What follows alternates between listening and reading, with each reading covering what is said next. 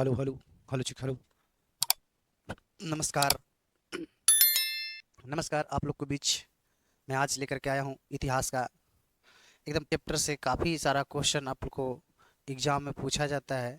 इस क्वेश्चन को जितना बारीकी से देखिएगा उतना ही आपके लिए बेहतर होगा एग्ज़ाम के लिए। एग्ज़ाम 2025 में इसमें कई क्वेश्चन है जो आपको पूछा गया है।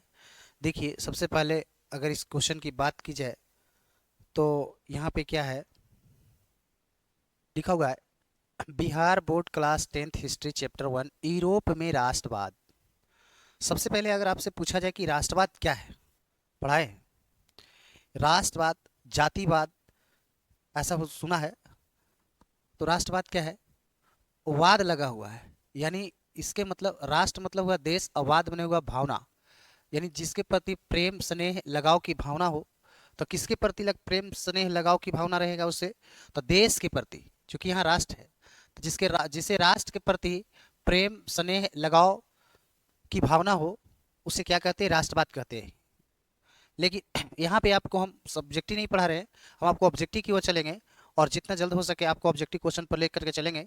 इससे पहले आप जल्दी जल्दी हमारे चैनल को लाइक और सब्सक्राइब कर दीजिए ताकि हम आपका एक लाइक आगे हमको बढ़ा सके। तो देखिए इसमें क्वेश्चन है कि यूरोप में राष्ट्रवाद एक ऐसा चैप्टर जो क्लास 10th के चैप्टर 1 है। इस चैप्टर में काफ़ी प्रश्न परीक्षा में पूछे जाते हैं। इस चैप्टर में आपको राष्ट्रवाद के बारे में बताया गया है। यूरोप में राष्ट्रवाद को फैलाने में नेपोलियन बोनापार्ट किस तरह के सहायक हुए, इसकी जानकारी आपको मिलती है। 1930 में जुलाई क्रांति फ्रांस पर क्या प्रभाव पड़ा, 1848 की फ्रांसीसी क्रांति के कारण। उसके बाद इसमें रक्त एवं लौह की नीति है। यहाँ पे लौह एवं रक्त की नीति क्या थी, सब कुछ इस चैप्टर में आपको पढ़ने के लिए मिलेगा। फिर मेटरनिक युद्ध, जर्मनी राइन संघ महासंघ की स्थापना, जर्मन का राजनीतिक एकीकरण, इटली का एकीकरण, कौन काबूर वगैरह, इस सब का मैंने ये चैप्टर काफ़ी आपके एग्जाम के लिए भी आई होगा। आप सबसे पहले इसको एकदम बिल्कुल एक एक क्वेश्चन को सही से आप देखिएगा और आपको बहुत सारा क्वेश्चन, हर क्वेश्चन का 2 मिनट आपको समय देंगे, 2 सेकेंड 4 सेकेंड, ताकि आप जवाब दे सकें। आइए चलते हैं अब ऑब्जेक्टिव की ओर। सबसे पहला क्वेश्चन है, स्क्रीन पे पहला क्वेश्चन लौक रहा है कि रक्त एवं लौह की नीति का अवलंबन किसने किया? रक्त एवं लौह की नीति बताइए जल्दी जल्दी से। रक्त एवं लौह की नीति, जी बिस्मार्क को, बिल्कुल सही जवाब, बिस्मार्क को कहा जाता है। चलिए आगे बढ़ जाइए। हाँ, जी नहीं, इसमें हिटलर, हिटलर जर्मनी के चांसलर थे।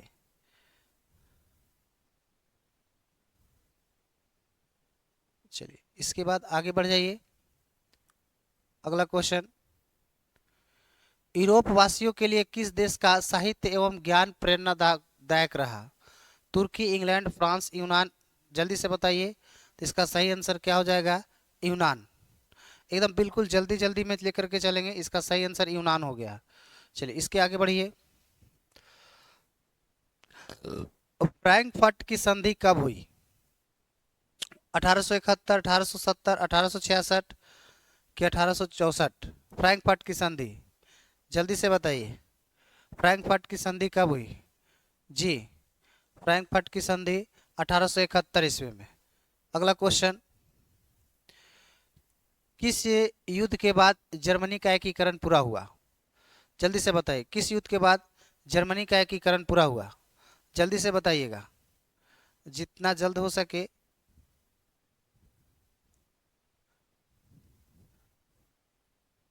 जी किस युद्ध के बाद जर्मनी का एकीकरण पूरा हुआ? तो इसका सही आंसर हो जाएगा बिहार, यानी बिहार बोले तो सीडान का युद्ध, इसका सही ऑप्शन बी होगा। चलिए इसके बाद आगे बढ़िए। यंग यूरोप की स्थापना किसने की? यंग यूरोप की स्थापना किसने की? काबूर ने, बिस्मार्क ने, मेजनी ने, गैरीबाल्डी? जल्दी जल्दी जवाब दीजिए। चलिए बिल्कुल सही जवाब आप लोग का सबका, मेजनी के द्वारा। यंग यूरोप की स्थापना किसने किया? मेजनी के द्वारा, है ना। चलिए आगे बढ़िए। यंग इटली की स्थापना किसने की? यंग इटली की स्थापना किसने की? जल्दी से।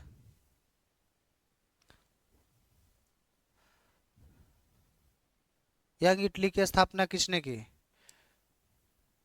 चलिए, मेजनी। जी सही जवाब, यंग इटली मेजनी।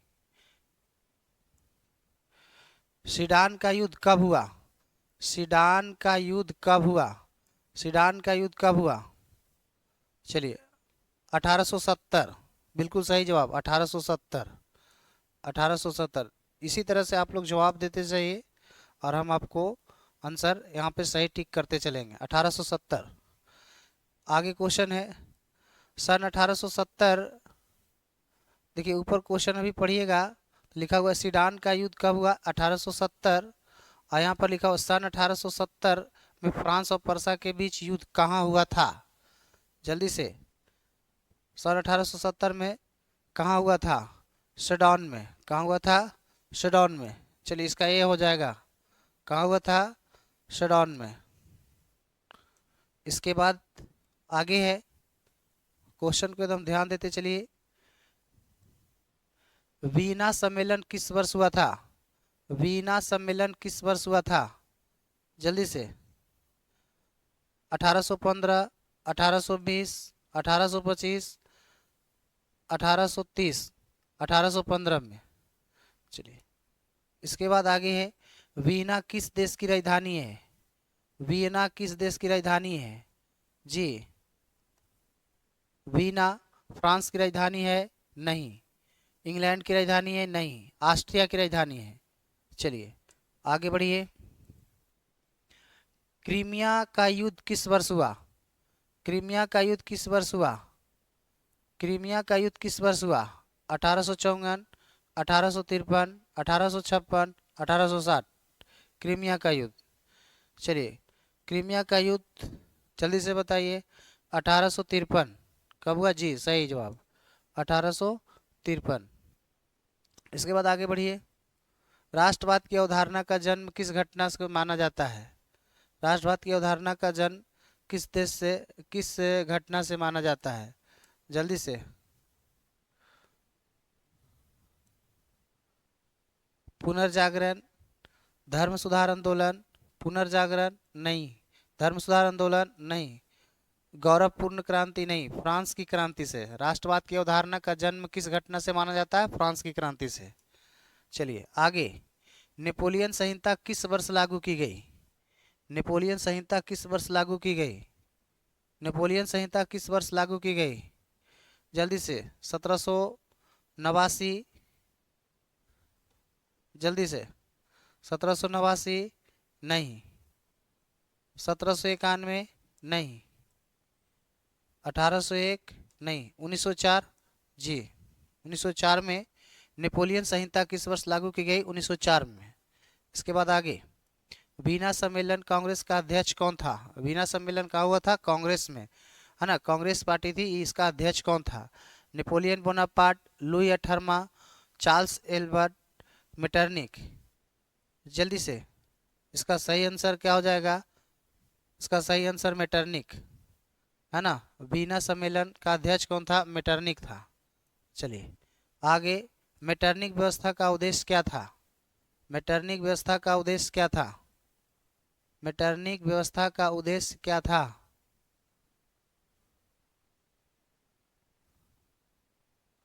मेटरनिक व्यवस्था का उद्देश्य क्या था?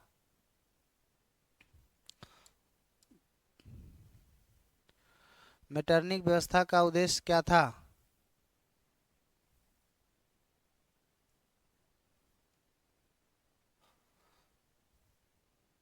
मेटरनिक व्यवस्था का उद्देश्य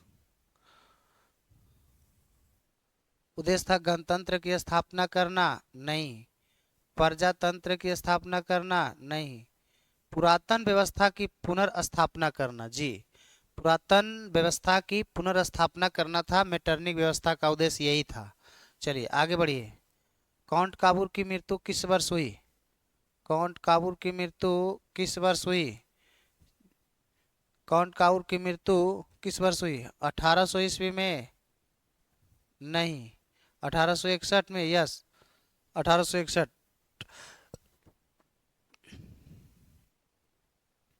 इटली और जर्मनी के एकीकरण का विरोधी कौन था? बहुत सुंदर क्वेश्चन है। इटली और जर्मनी के एकीकरण का विरोधी कौन था? जल्दी से जल्दी बताइए आप लोग।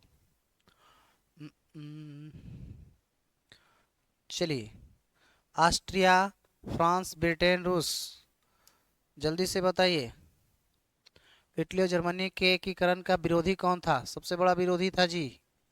चलिए, इसका सबसे बड़ा विरोधी था यही ऑस्ट्रिया। आगे बढ़ जाइए। लाल कुर्ती का गठन किसने किया था? लाल कुर्ती का गठन किसने किया था? लाल कुर्ती का गठन, लाल कुर्ती का गठन किसने किया था?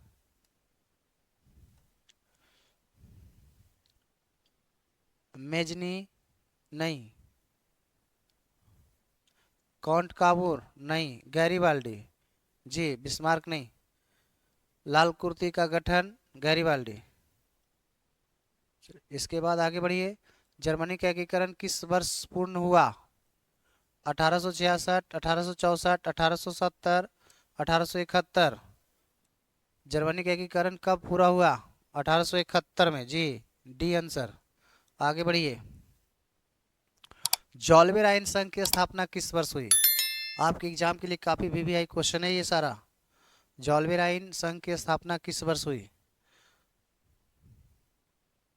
जॉल्वेर आयन संघ की स्थापना किस? 1830, 1832, 1834, 1836। चलिए, 1830 नहीं, 1832 नहीं, बहुत का गलत जवाब है। 1834, 1834। चलिए, गास्टिन की संधि किस वर्ष हुई? गास्टिन की संधि किस वर्ष हुई? गास्टिन की संधि किस वर्ष हुई? जल्दी से, एकदम बिल्कुल आप लोग की एक एक नंबर का क्वेश्चन है, बिल्कुल वीवीआई क्वेश्चन है। आप लोग को दो दो 5-5 सेकेंड का टाइम दे रहा है। 1864 नहीं, 1865 को हुई थी गास्टिन की संधि, 1865 में। बस, आगे क्वेश्चन है, यूरोपीय सभ्यता का पालन किसे कहा जाता है? यूरोपीय सभ्यता का पालन किसे कहा जाता है? जल्दी से बताइए। इटली को नहीं, फ्रांस नहीं, इंग्लैंड नहीं, यूनान को कहा जाता है। यूरोपीय सभ्यता की पालन किसे कहा जाता है? यूनान को बच्चे। इसके बाद, एड्रियानोपुल किस की संधि किस वर्ष हुई? एड्रियानोपुल की संधि किस वर्ष हुई? जल्दी से बताइए।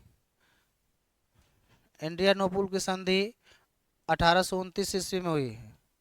1829 ए आंसर है। सीडान का युद्ध किनके बीच हुआ था?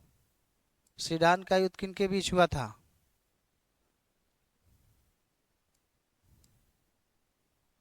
सीडान का युद्ध किसके बीच हुआ था? ऑस्ट्रिया पर्सा नहीं, ऑस्ट्रिया पर्सा के बीच नहीं, फ्रांस डेनमार्क के बीच नहीं, इटली रोम नहीं, पर्सा और फ्रांस के बीच हुआ था सीडान का युद्ध। आगे क्वेश्चन है, किस वर्ष यूनान को एक स्वतंत्र राष्ट्र घोषित किया गया था? किस वर्ष यूनान को एक स्वतंत्र राष्ट्र घोषित किया? काफी वीवीआई क्वेश्चन है। किस वर्ष घोषित किया गया था? जल्दी से बताइए। 1830, 1830 में नहीं, 1832 में जी, 1832 में ही किया गया था। किस वर्ष यूनान को एक स्वतंत्र राष्ट्र घोषित किया गया? 1832 में। देखिए, इसके बाद आगे हम चारों ऑप्शन को डिफाइन करते, लेकिन को लेक्चरल में लंबा हो जाता, आपको ऊपर ऊपर बाउंस करता है, इसलिए चारों ऑप्शन को ना, बल्कि जो आंसर है वही हम आपको बताते जा रहे हैं। अगला क्वेश्चन है, किस संधि द्वारा जर्मनी का एकीकरण पूरा हुआ था? किस संधि द्वारा जर्मनी का एकीकरण पूरा हुआ था? जल्दी से बताइए। किस संधि के द्वारा जर्मनी का एकीकरण पूरा हुआ था? चलिए, जवाब दीजिए, जवाब फटाफट दीजिए। फ्रैंकफर्ट संधि के द्वारा जर्मनी का एकीकरण पूरा हुआ था जी। चलिए आगे बढ़िए। हंगरी की राजधानी कहाँ है? हंगरी की राजधानी कहाँ है? जल्दी से बताइए। हंगरी की राजधानी कहाँ है? तुर्की नहीं, बुडापेस्ट नहीं, परसा जी, हंगरी की राजधानी परसा। आगे बढ़ जाइए। गीजो कहाँ का प्रधानमंत्री था? काफी इंपॉर्टेंट क्वेश्चन है। जब चैप्टर को पढ़ा रहे थे तो इस क्वेश्चन पर कितना बार डिस्कशन किए थे। गीजो कहाँ का प्रधानमंत्री था? तो गीजो कहाँ का प्रधानमंत्री था? तो फ्रांस का जी। कहाँ का था? फ्रांस का। गीजो कहाँ के प्रधानमंत्री थे? तो फ्रांस के प्रधानमंत्री थे। कहाँ के थे? फ्रांस के। जी, क्वेश्चन है गीजो, गीजो कहाँ का प्रधानमंत्री था? फ्रांस का। अगला क्वेश्चन है सेडोवा का युद्ध किनके बीच हुआ था? अभी जस्ट इसके पहले भी बता के गए, सेडोवा का युद्ध किनके बीच हुआ था? जल्दी से।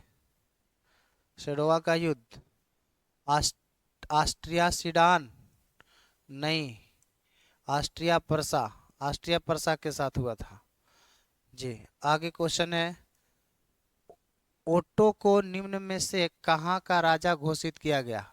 है ना, ओटो को राजा कहाँ का घोषित किया गया था? यानी ओटो कहाँ के राजा बना था? जल्दी से बताइए। है ना, ओटो कहाँ के राजा बना था? रूस, यूनान, फ्रांस, जर्मनी। जी, आप लोग का अक्सर सही जवाब है यूनान, बिल्कुल सही। इसके बाद आगे बढ़िए, जितना जल्दी जल्दी चलिए। यंग यूरोप की स्थापना किसने की? फिर से क्वेश्चन आ गया, यंग यूरोप की स्थापना किसने की? यंग यूरोप की स्थापना किसके द्वारा किया गया? मेजनी के द्वारा। किसके द्वारा? कॉनकावर के द्वारा, बिस्मार्क, गैरीबाल्डी। जल्दी से बताइए, मेजनी के द्वारा।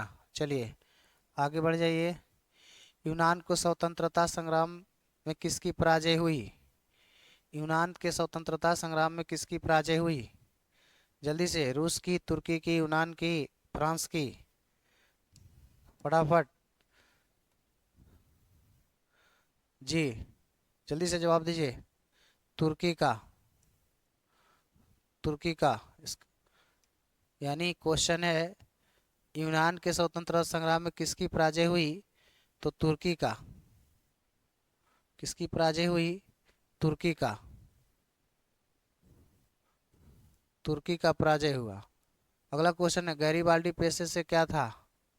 ऑप्शन, ऑप्शन, इसका ऑप्शन आप लोग को दिए हैं, कौन ऑप्शन होगा? गैरीबाल्डी पेशे से क्या था? क्या थे? जल्दी से बता दीजिए। गैरीबाल्डी पेशे से क्या थे? एक नावी थे। अगला क्वेश्चन, काउंट कावूर को विक्टर इमैनुअल ने किस पद पर नियुक्त किया? काउंट कावूर को विक्टर इमैनुअल किस पद पर नियुक्त किया? प्रधानमंत्री, फ्रांस के राजदूत, गृह मंत्री, सेनापति? जल्दी से जवाब दीजिए। काउंट कावूर को विक्टर इमैनुअल ने प्रधानमंत्री के पद पर घोषित किया था।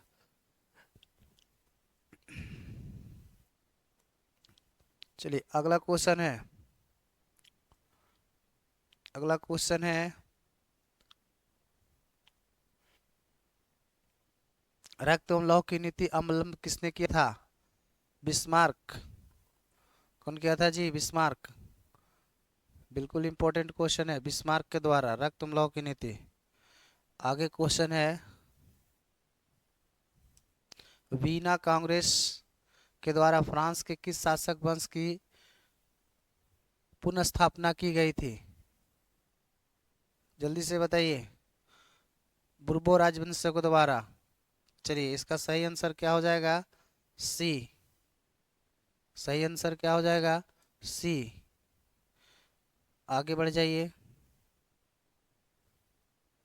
अगला क्वेश्चन है जर्मन राइन राज्य का निर्माण किसने किया था? लुई 18वां, Napoleon, Napoleon three, Napoleon Bonaparte, Bismarck? किसने किया था? जल्दी से बताइए फटाफट। नेपोलियन बोनापार्ट के द्वारा। किसके द्वारा किया गया था? नेपोलियन बोनापार्ट के द्वारा।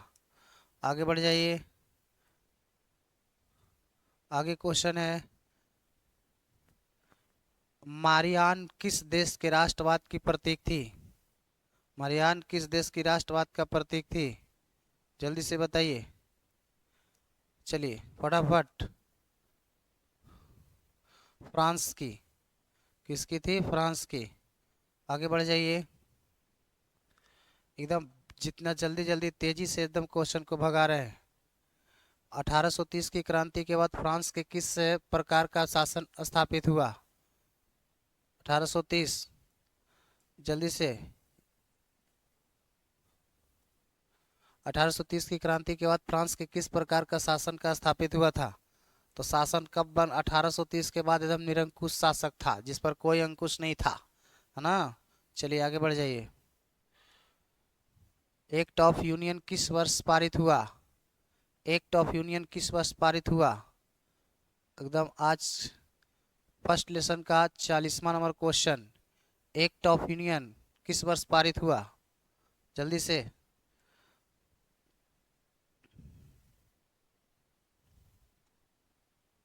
एक्ट ऑफ यूनियन किस वर्ष पारित हुआ?